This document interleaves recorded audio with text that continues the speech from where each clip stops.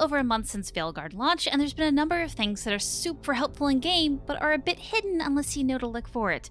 Mild spoilers for Veilguard ahead, but if you're at least mid-Act 1, then all of this should be fine to listen to. And if you're looking to buy Veilguard or purchase any of the Dragon Age games on the EA app, why not throw in the code Ghil during checkout? I will get a small kickback from it, and while it's not a coupon code, you do get the peace of mind that a small percent of your money is going to help pay my rent and not an overindulgent C-suite Christmas bonus. The preset you chose does not determine your height. I keep seeing this one thrown around, and I was curious to know if this was true or not, so I did a little test. Here are the first two presets of a Dwarven Rook made to be the max height, and you'll notice that one is taller than the other. But this is an illusion. What is really causing this is that one of the preset scalp sliders are maxed out, which adds a few inches to how tall the head is. Once you adjust the scalp slider to be the same on both, this difference goes away, even though they have different head morphs.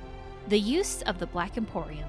While in previous games the Black Emporium was the place to change your physical appearance, this feature was moved to be a mirror in the lighthouse instead. However, later in the game you do get an invite to the Black Emporium, so what's the reason to go there now? The purpose isn't well telegraphed, but the shop sells armor, weapons, mementos, and even more that you missed out during the story and companion missions that you can no longer get, although sometimes they can get a bit expensive. Check the Crossroads. A little bit after unlocking the Crossroads, you learn that the tree in the starting island is actually bugged to hear what Elgranon and Gillinane are planning. However, they actually have a lot to say, but many people miss out on it because of fast travel. I find that the best time to check in on the listening tree is after major story moments and after a romance lock-in, as there is some dialogue about your love interest. The store is not all lost. After a certain decision in mid-Act 1, you lose access to one of the faction shops for the rest of the game. This is a huge hindrance to gaining their approval, as you can no longer sell junk items for points. However, all is not lost. If you head back to the island in the Crossroads where the Necropolis decor is, you will find that the spirits have opened up a market, with one of the shops being decorated with whatever faction you are missing. You can sell to the spirit for approval points, however you cannot upgrade the shop to gain some of the higher level items. Sell all is ineffective. If you are trying to maximize your approval with selling junk items, something you should know is that some faction shops will award more points for items that are more interesting to them.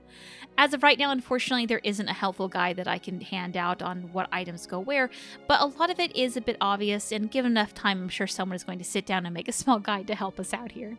You can enchant abilities.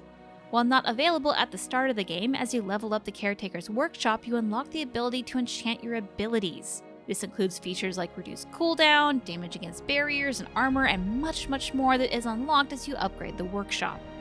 I believe it's unlocked at level 6 and that you can only have one enchantment at a time, but is an absolute game changer.